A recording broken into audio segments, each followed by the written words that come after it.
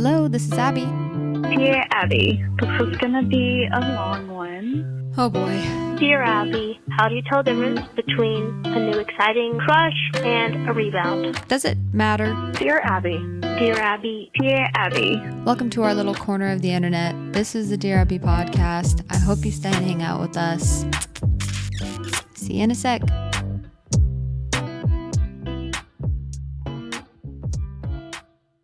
Hello guys, welcome back to Dear Abbey. Welcome back to today's episode. We've got a good episode today, something that I'm very passionate about and something that I think most people can relate to in this day and age, and that is relationships and relationship anxiety, because I have definitely experienced debilitating relationship OCD and anxiety, and it's horrific and I hate it every second.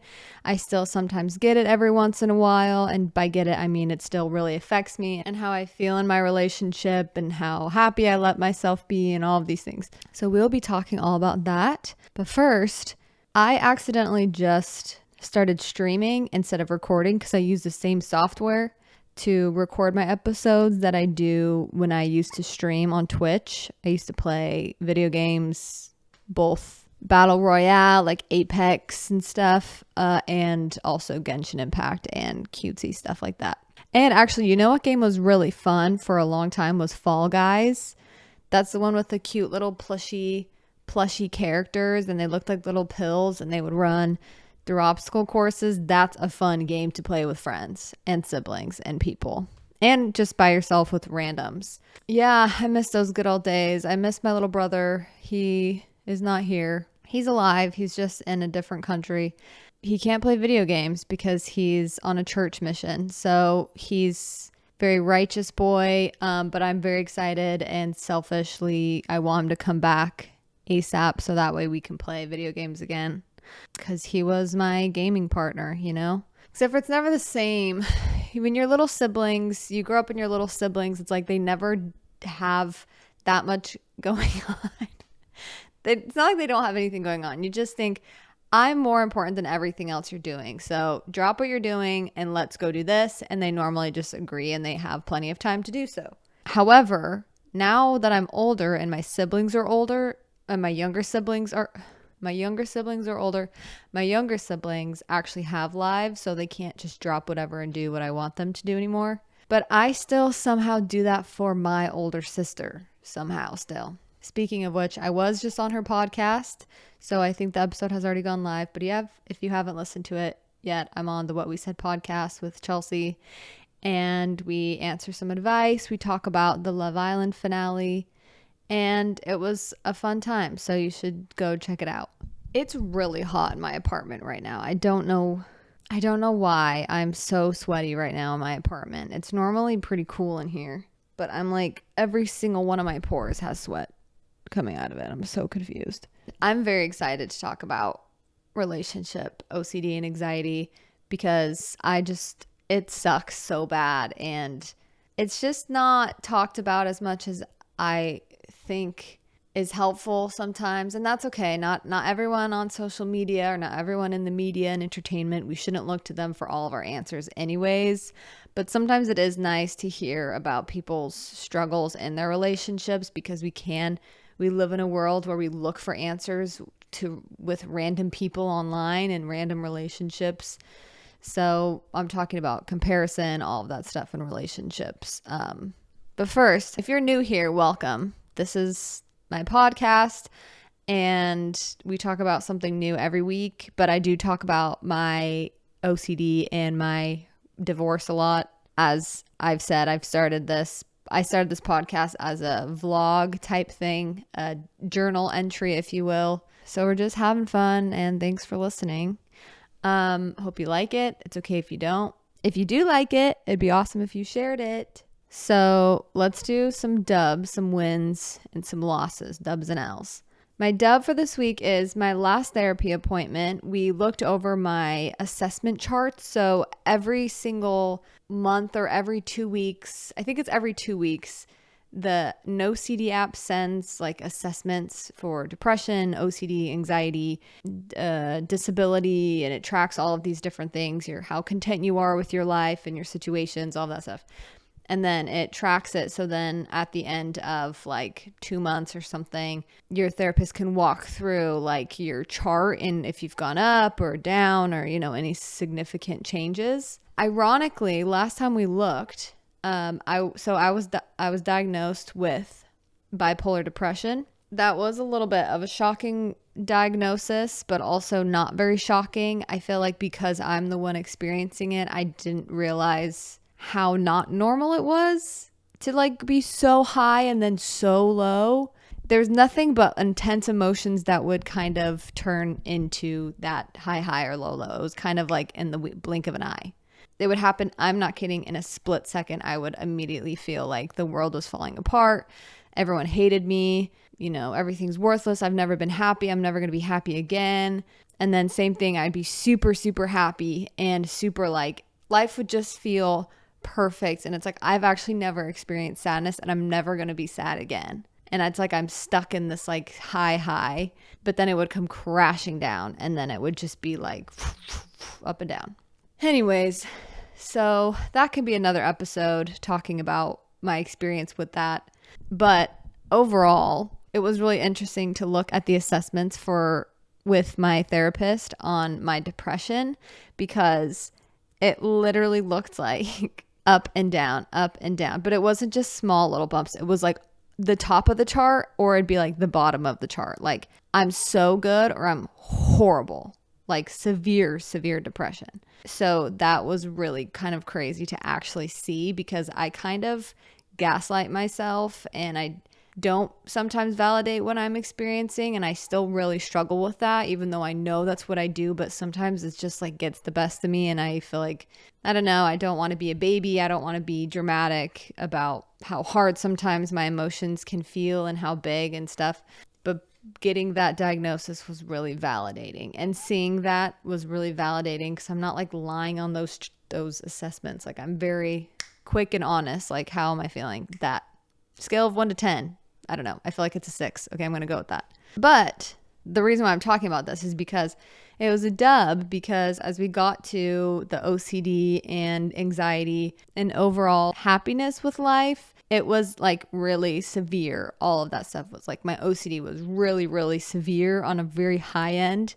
And then it slowly is going down, but it's like a slow step. So every 2 weeks when I take those assessments, it's slowly going down. So it's not like a drop down, but it was like the symptoms are slowly getting better and they're slowly decreasing. And then like my enjoyment of life was slowly going up.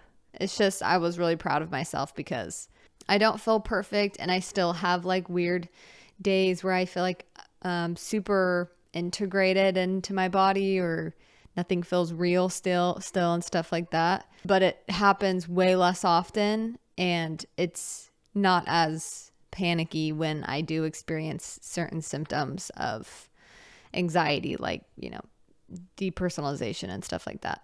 And I think it just showed me that it's possible that when I feel like nothing can ever get better and I'm never going to be happy again, that it does get better and that it is possible to get from point A to point B. It just takes consistency and time and work and support, and then I eventually get there. Sometimes with OCD and certain illnesses or just certain situations, you feel like you want to accept what's happening and the reality of your situation, but sometimes it's hard for me to accept it because I feel like I'm saying, okay, well, this is as good as my life's gonna get, like this is it for me, which that doesn't feel very good, especially if it's not like a great situation. So yeah, sometimes I feel like I'm like, what if I have recovered and now this is just like all that's left of me? It's just this post OCD, like this is just where I'm having to pick up all the pieces.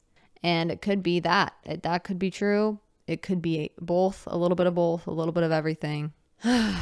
But yeah, I don't know. Sometimes it can be really frustrating. Anyways, all in all, it was a dub to see the progression. And even though that does happen, then it goes back down or, it goes up and down. But I think across the board, everything was getting better for the past like couple months. So that's been kind of cool to see. So an L for this week has probably been the fact that I've been falling asleep not falling asleep at work. I work a lot in Excel and I look at a lot of numbers and data, and it's a lot of data analysis. I compile a lot of data and it gets really boring. And that's okay. I don't hate the boringness of it, but I have been kind of half falling asleep, and then I like jerk and then I'm awake a little bit. So lately, it's like 2 days a week, and it's not the same days. It switches up. I'll randomly just be and I get fine sleep the night before. I'll be so tired at work, and I'll be working on something. I'll be analyzing something or doing something with data. And then all of a sudden I like kind of fall asleep, but then I twitch and I'm like awake again. One of those things. Yeah, I've never experienced that before at a job. I don't know if I'm just like chronically tired from something. I will say I've heard that your gut and your microbiome, but like how you're digesting your food can take, if something's wrong with that digestive tract and that system, that it does make you really tired because your body's using a lot of energy, and you're also not getting a lot of these nutrients because you're having a hard time pulling the nutrients. So that could be what's happening, because I've never experienced that before. I'm normally pretty like middle energy. Let's get into relationship. Okay, I'm taking my socks off, but I'm covering my feet because I don't want any sickos looking at my feet. I've been told I have good feet before by people who like feet, if you know what I mean. No, it was not my ex-husband. Okay, so what is relationship anxiety and OCD from a non-professional standpoint? Again, not a professional, not a therapist, don't know anything. I've only experienced this firsthand, and I've done a lot of research. I've watched a lot of therapy videos. I've gone to a lot of therapy. This is just my own personal take, my own personal experience, my story with it. Let's go back to the beginning of time. I think relationship OCD and anxiety for me has just been, I don't know how to prove that I'm in the right relationship, and I don't know how I'm supposed to feel exactly. And I know I'm in love, but also, am I in love enough? Can I find someone that's better suited for me? Are they actually toxic? Are they a walking red flag? Are they like, it's just a lot of questions that come up. And it's questions that you can't really get an answer to. But yeah, so we'll get into all that. So to share my story with it, when I met my ex-husband, I had never really experienced relationship OCD. It was kind of mostly religious, spiritual stuff, moral stuff. So, I fell in love and I got married, and I was pretty happy. I think a part of me didn't, I sometimes when you're young and you're married, you don't realize that you can go deeper with people in your relationship, and maybe other people do when they're young, but I just wasn't mature in that way, I guess.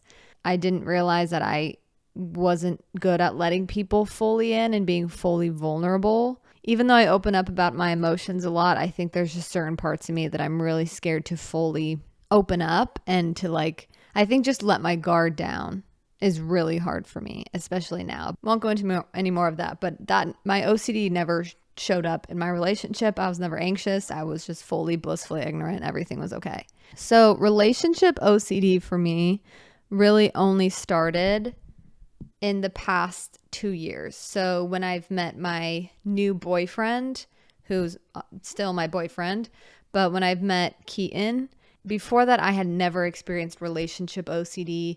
Maybe a little bit when I was like 20 and I had a boyfriend, and it was like my first love. And I'd always think about like, what if, you're not right for me? But it wasn't like in a normal way. It was like, I would be really hypercritical, I guess, in my head. I would never voice anything, I don't think. Maybe I did. I was probably kind of bratty. Yeah, looking back, I think it really only just showed up with my boyfriend now. And when I tell you how much relationship OCD can trick you and how much you want to get out of your relationship, it's insane. I got into my relationship very, very, very, very fresh after my divorce. So people can say about that what they will. I won't blame you. At first, I was like, oh, this is fun. Like, it's not that deep. I don't really want anything super serious. I'm just kind of dating. But unfortunately, I was like, he's taken all the boxes, and he's also like a lot more mature than my ex-husband was. So keep in mind, my ex-husband really hurt me. So he was not faithful at the end. I don't know all the details of everything he did. I do want to talk about how I hacked into his Bumble account though, and all of his dating apps that he was on, because that is an amazing story, and I'm very, very proud and grateful. So I'll probably go in depth. Actually, I don't think I've ever talked about the specifics of that before, with like how I found out that he was talking to other girls.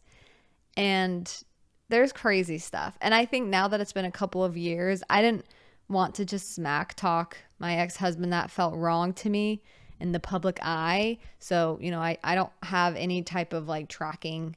I hope no one can track him down or anything like that. But that would be a fun episode to go into all the details, because now it's been so long that it's not as big of like a thing, and it wouldn't be pushed back on him as much because it's just not as current. So it would just be a fun episode to do.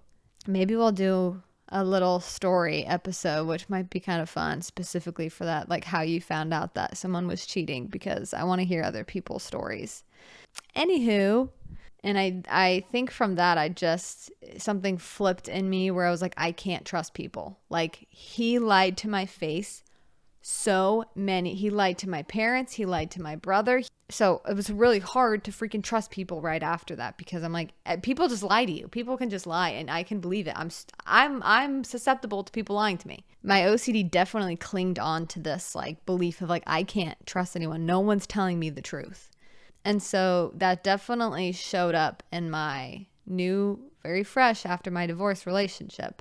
When I tell you, it was like torture day in and day out, all night, all day, obsessively thinking about, is this person going to leave me? Are they toxic? How many red flags does he have? Is he actually for me? It just like was nonstop intrusive thoughts. Also, he was so sweet to me. He was so sweet to me. He was so understanding of my history, of all my emotional baggage. I would just cry. He didn't even know me that well, and I would just cry over things, and I would, be a little bit dramatic. But for me, I was going through emotional turmoil, and he was so patient, so calm, so just would listen to me, was very reassuring, but also helpful. Probably the healthiest, most deep actual connection and relationship I've ever had, with the most real type of person I've ever been with, in that sense, where he was actually emotionally available and mature.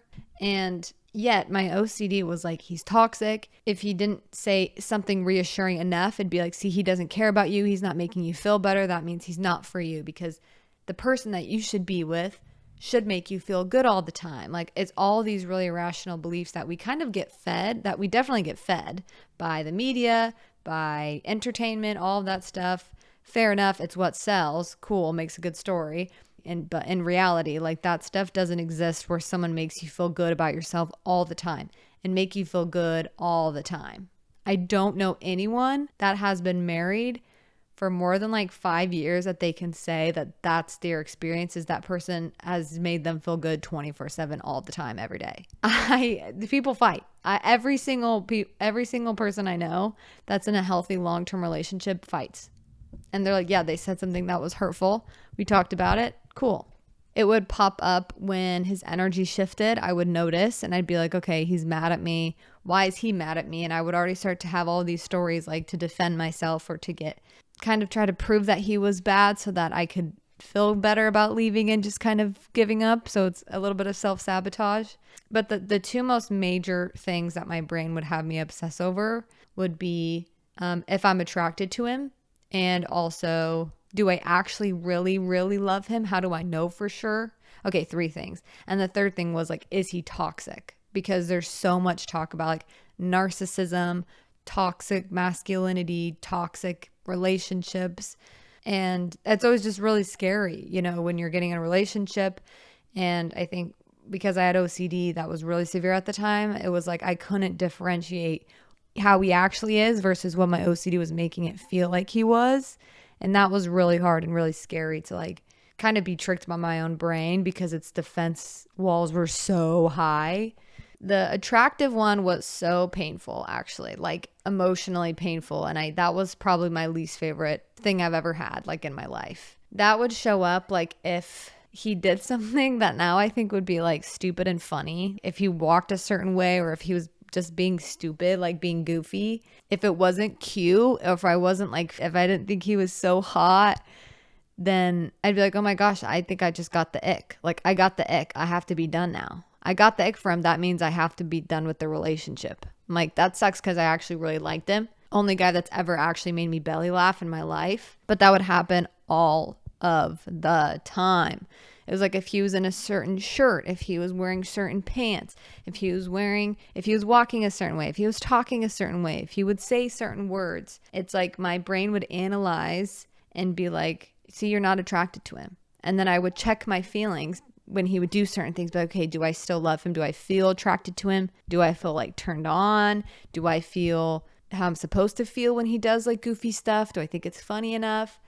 I'm not kidding. It was like endless thoughts and fears and compulsive rumination, checking, reviewing our past, thinking back, well, I really liked him at this point. I remember I felt attracted to him like at this point, and it just was like never ending, and it was like hell on earth. And I would lay up at night thinking, oh my gosh, I could be in the wrong relationship. What if I'm wasting time? What if I'm just lying to him and I'm not really attracted to him, or all of these things? And then that just made it worse, because then I would want to avoid being physical with him at all, because I'm like, well, what if I'm faking it?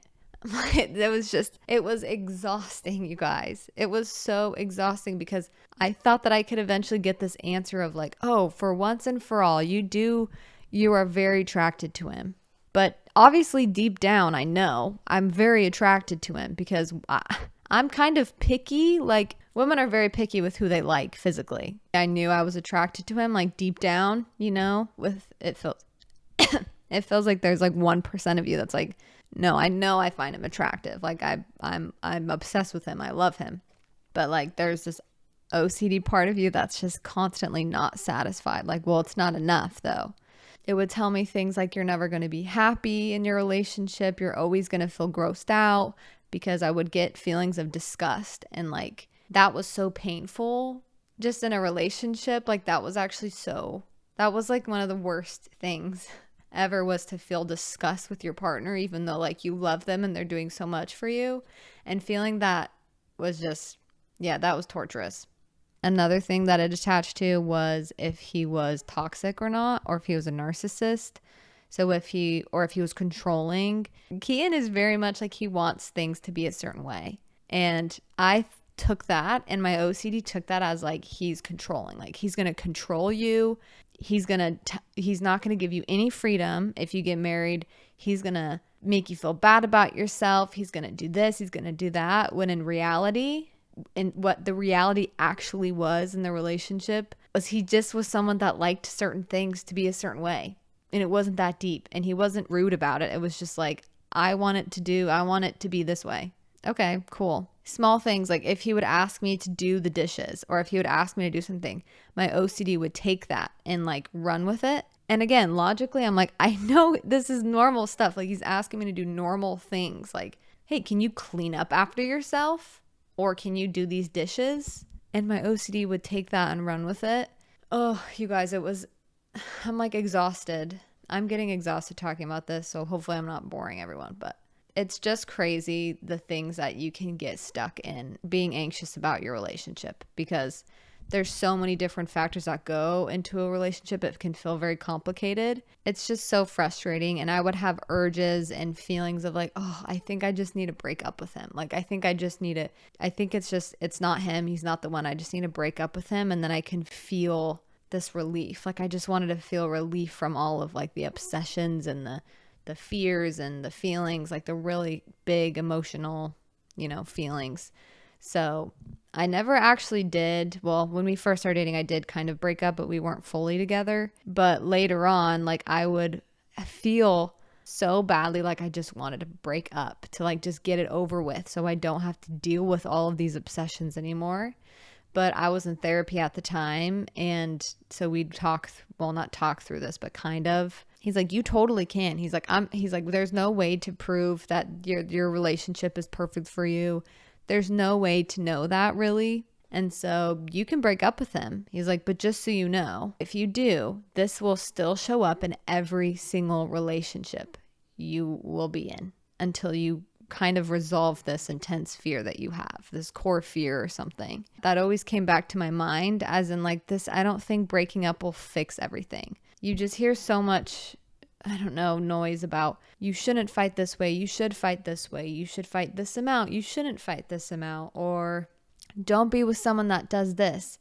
Or you see videos of these women and it's not bad, like they don't have bad intentions. I just think we don't know the context of their relationship. We don't know their life experiences. We don't know who these couples really are and what they are doing when they're not making cutesy videos. They don't have to show us, obviously, but it does do a disservice to people who are following when they're not actually honest about what their relationship is like or has been like in the past. I really respect relationships and people who are very honest about their ups and downs in their relationship, because it makes other people feel like, oh, okay, so I don't have to like find the perfect person or the perfect relationship, or not everything's supposed to feel perfect and like all the puzzles pieces fit together and you skip off into the sunset. It's like, I wish, but at the same time, I like that relationships take a lot of work. You have to make sacrifices and take risks and trust. And like, I feel like that's what it actually,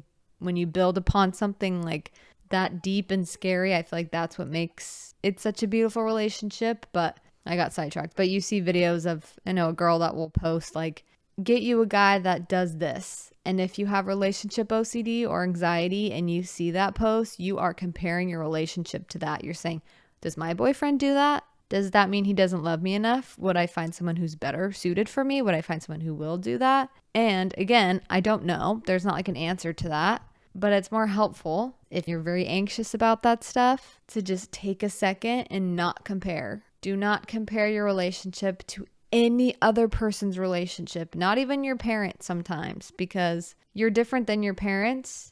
And your relationship's going to be a little bit different. If you want to take some stuff from your parents' playbook, cool. If you want to not take stuff also, cool. So yeah, that was kind of my experience with relationship OCD. I did a lot of exposures of looking at unflattering pictures of my boyfriend and like all of the stuff that would make me feel the ick, what people say is the ick. And now when he does that stuff, I just think it's funny. And sometimes it comes back a little bit, but it's not like bothersome to me because I kind of I have like a handle on that stuff now. I just think, maybe he's not the one for me. And maybe I'm just going to be miserable forever in this relationship and be stuck and just sit with that. But obviously there's a lot of different stuff in between. I shared a lot of the specifics. I could probably go into this for another like 2 hours, honestly, because it was like a year and a half of like torture. Also, just as like a helpful hint, if you are experiencing this, obviously, yeah, maybe go talk to someone like a professional or, someone who's knowledgeable, but also don't maybe tell your spouse or your significant other like the specific fears that you have, or like if you are feeling like kind of disgusted because your brain is making you feel a certain way and saying all of these things to you about your partner, maybe don't say that to them, because it is very hurtful for someone else to hear like, oh yeah, I just like feel disgusted with you sometimes. It's like, that doesn't feel very good. Obviously, I don't really actually feel those things, because in the long run, you don't believe it, in the long run, or maybe you do, I don't know. But in the long run, it's like, that's not how you actually feel about that person. It's just like this messy, anxious OCD side of you that skews things and distorts reality. Yeah, I just think don't share that maybe with your partner, the specifics, because it can be hurtful. So a very compulsive thing that I would do was to look at those relationship reels. Like, how do you know you're in the right relationship? How do you know a guy's right for you? How do you know you two will last? How do you know you're in love? And I would also do a lot of like relationship work within myself, which a lot of that was actually helpful, but it kind of became like desperate and compulsive to like do all of my inner healing work and stuff like that. But I did it way too much, and it was like it consumed my whole life. And I think it was just to try to make sure that everything was going to be like okay. I still like to do all of that inner work stuff. It's just not like every day, all day, all the time. Anyway, something that really helped me was to obviously get off social media and stop comparing my relationship to others and stop looking for other people to tell me how to think about my significant other. A lot of us don't trust ourselves and don't trust our decisions to be able to stay with someone that you trust and to be able to say, hey, look, I think this is going to work out, so I'm going to stick with this. A lot of us want this clear answer of like yes or no.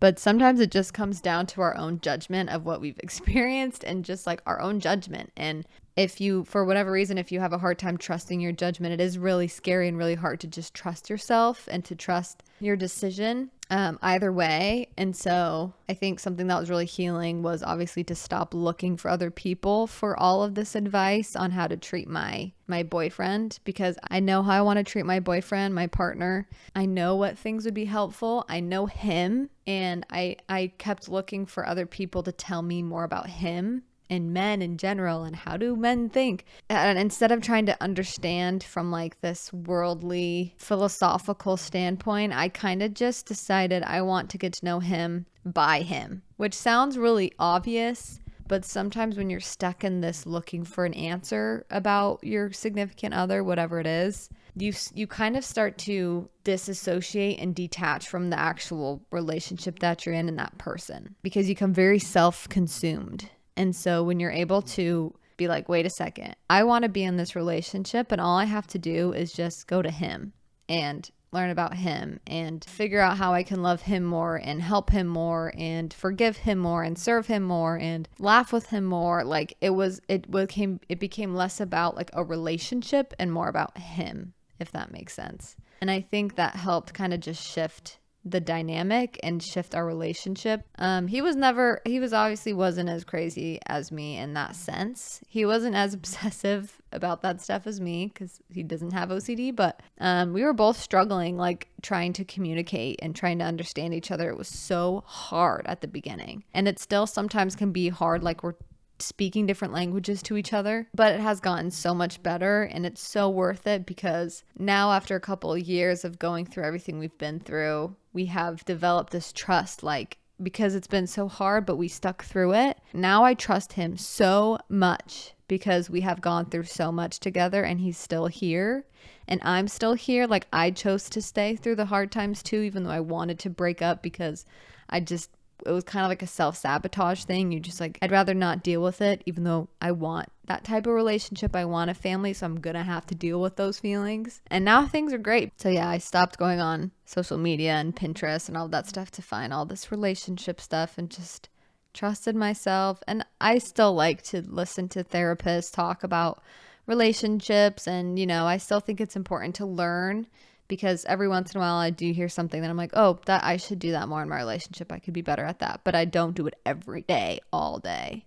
I do it like once every couple weeks. I'll listen to something. Yeah, there's a lot of different themes, obviously, within just relationship OCD you can have. And that can even be with a sister or family or, parents. It doesn't just have to be a romantic partner, but that's just where mine happened to stick. So it's definitely possible to heal from that. And there's a lot of work that needs to be done. You can get help for it, and that it does, and it can get better, even though it feels like there's never going to be a way out. There's light at the end of the tunnel. But that light at the end doesn't mean everything's perfect in your relationship. It just means, I think for me, it's just meant that I trust him. He trusts me, and he tries, I try, we laugh, we have fun, we forgive, we move on, and we do better like that. I don't know. That's just what I've always wanted. So a lot of what I learned was that I'm 50% of the dynamic. I've heard that thrown around a bit, which I really like that, because it kind of gives the power back to you instead of waiting for your spouse or your significant other to change their habits or to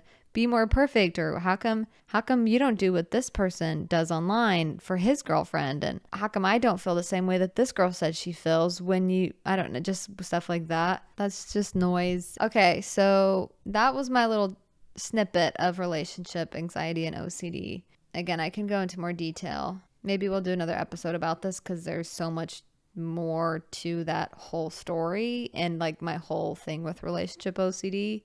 But that's what my experience has been.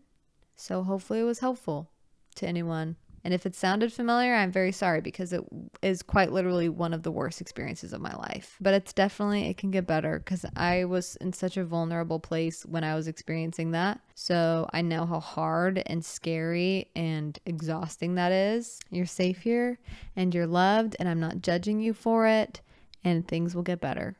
But you have to put in the work. Things will not get better without any work. You have to put in the work and you have to step up to the plate. Because I think sometimes when these things come up, it's kind of pointing you to where you need to change and where you're kind of outgrowing parts of you that you need to shed. Okay, so let's do a Dear Abbey and then we can wrap this episode up because I think Kian's texting me to play Apex. Also, I hope you guys enjoyed last week's episode with my little brother. He is the sweetest and I love him. And we literally have quite literally the same brain. Because we both have OCD, but also we both have the same exact, he just knows what I'm thinking and I know what he's thinking at any moment. Like I know what he's going to say before he says it. So we're like twins, but also 4 years apart and he's way younger than me. Which, what does that say about my maturity level? I don't know, but also we're both old now, so it's fine. Okay, this is an older one that I found that is a text, Dear Abbey, that I for some reason didn't see until now. I was looking through my text because I'm like, I think I missed something happened and I think I missed a lot of the messages that came in because I was not organized when I first started the podcast. And so I was immature in podcasting. So it was very unorganized, but I found this text and I wanted to do this one because this is awesome. It says, Dear Abbey, what should I do in a situation where there's multiple guys going after me? I want to be in a relationship and I think most of the guys are really great, so I can't decide. Wondering what your relationship advice may be.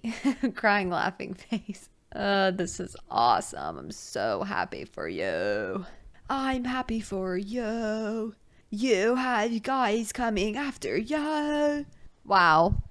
First of all, I just want to say congratulations because nothing feels better than having multiple men fold at your feet. I have so many questions. Like, I have no advice because I want to know each of the guys individually. I want to know their backstory. I want to know your backstory together. Have you kissed all of them? How many dates have you gone on with all of them? Are they just first dates and you've just gone on dates with all of them, but they've all texted you for a second date? So you're like, what do I do? Are you dating all of them already? Are you in a full-blown relationship with all three of them? Or I guess you didn't specify how many. You kind of just said a bunch of guys, right? Unless I misheard. Well, I read it, so I didn't mishear. I didn't hear it incorrectly. I misread. What are the ages of all of them? What's your age? I think the best advice I could give you would be who thinks you're the funniest and who actually can go along with your jokes. Because life is very hard. Life can get very serious. Life can feel exhausting. Most people find laughter and goofy silliness to be the antidote to the exhaustion of life and wanting to give up. And that can fix, and rejuvenate your spirit. So I'd say if you find someone that's not funny, send them away. Say, no more, please, get away. And then if you find someone who matches your humor, definitely keep them on the roster. Keep them on the roster. I don't know what that's from, but I feel like roster is like a pop thing for something. On the roster. I feel like that's like a TikTok sound or something.